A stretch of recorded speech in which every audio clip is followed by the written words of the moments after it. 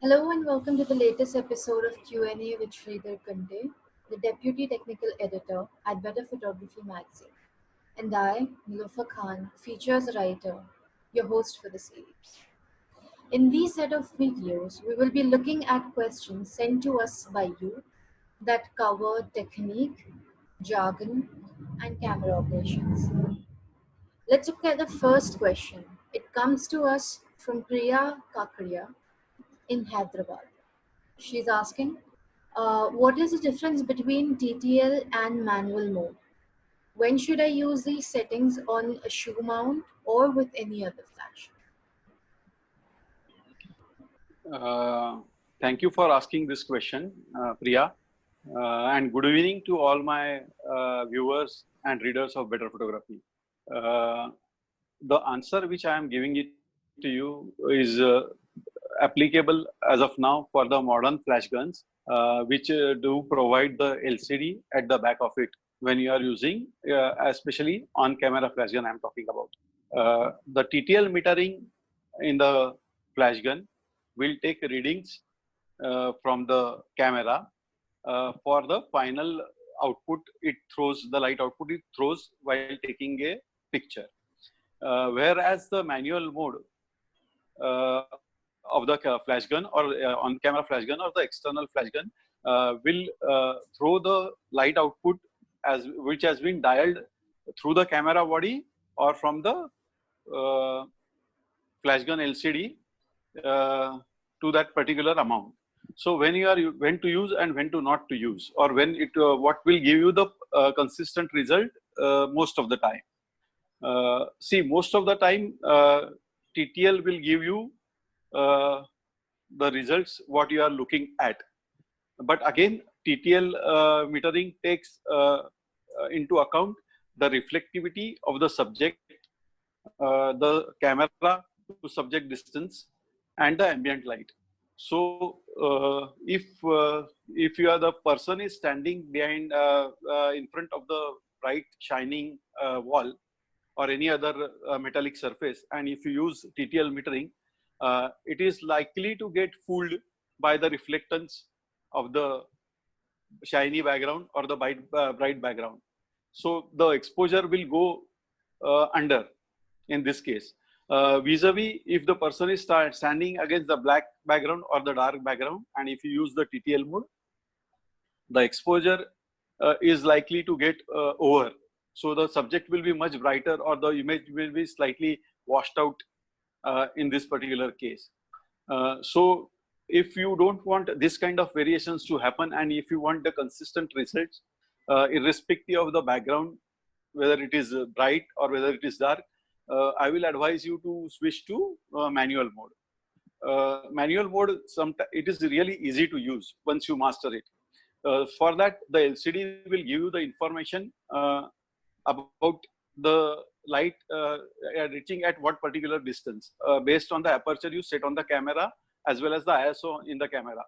Once you get the exact idea of the camera to subject or the camera to person distance, you can dial in the particular aperture on the camera as well as the sync speed which your camera will allow to sync with your flash, and just adjust that aperture value into the camera. The aperture value will be displayed in the flash gun LCD as well as along with the distance at which the subject or the person should stand. So this will solve all the problem if you are keeping this distance from the camera to the subject constant for all your shots irrespective of your background. All right. Uh, a second question comes from Anurag Chatterjee from Kolkata. He's asking, what is the difference between lighting with a softbox and an umbrella? When should I use each of them? See, basically, you should understand both of these devices are the light modifiers, and these light modifiers are helpful when you want to make the light bigger than the actual light source. So let's start about umbrella. Let's talk about umbrellas first. There are two types of umbrellas.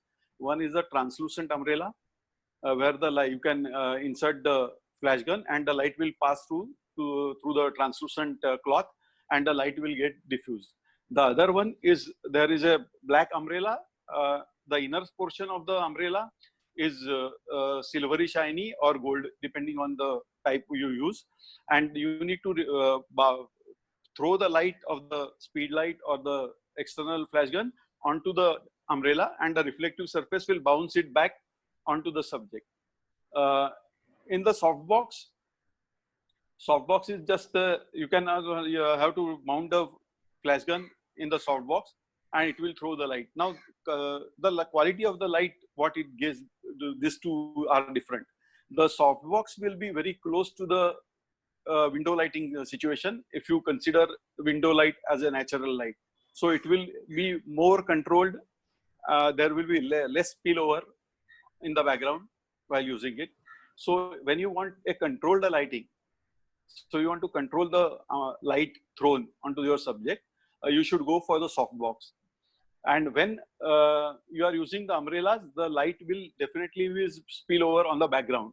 So if the, for the say case of portrait, if you are shooting a portrait in front of a background, your background will get more illuminated when you use umbrella again vis-a-vis when you are using the softbox for the same kind of effect in front of the same background with the same camera to subject distance, as well as the flash settings are the same. So these are the values of the light which will be different from the softbox and the umbrella. Okay, all right. So the last question for the day comes from Bindi Shah in Surat. She's asking, whenever I shoot a photograph, the colors somehow look a bit duller on my camera LCD. Then it is actually in front of me. Why is that happening, and how can I fix that? See, most of the photographers do this basic mistake to judge the image quality or the colors or the brightness on the based on the display which is available on the camera. First of all, those displays are not calibrated. So you need to first of all adjust. There are some adjustment in the menu given, which will allow you to set the brightness and contrast of the LCD panel, which you are, maybe it is a cell phone or maybe a digital SLR or maybe a point and shoot camera, that will allow you to play with these settings for that particular LCD. So try to first of all adjust that, and the best possible solution is that you should always judge your picture for exposure, color and contrast on the calibrated screen, which is a computer monitor or maybe any other professional monitor, which will give you the correct idea about the lighting, exposure and the sharpness of your image.